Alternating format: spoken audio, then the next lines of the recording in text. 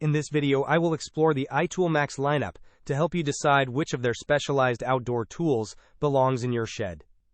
When comparing these products, the immediate contrast is between traditional handheld labor and the brand's focus on mobility and ease for seniors.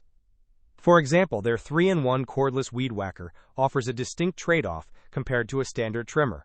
While it includes wheels for easier maneuvering, it trades some raw power for a lightweight design intended as a gift for those who want to avoid heavy lifting.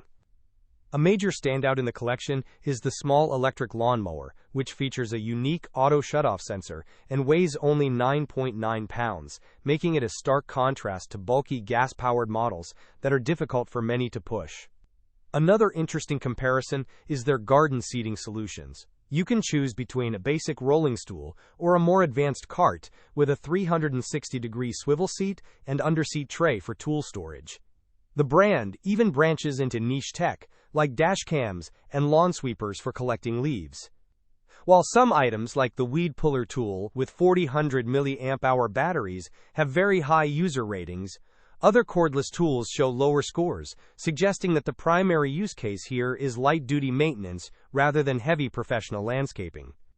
Ultimately, iToolMax wins for users who prioritize ergonomics and portability over high-intensity industrial performance. What do you think about these lightweight gardening solutions? Let me know in the comments below if you prefer wheels on your trimmer, and don't forget to like and subscribe for more tool comparisons.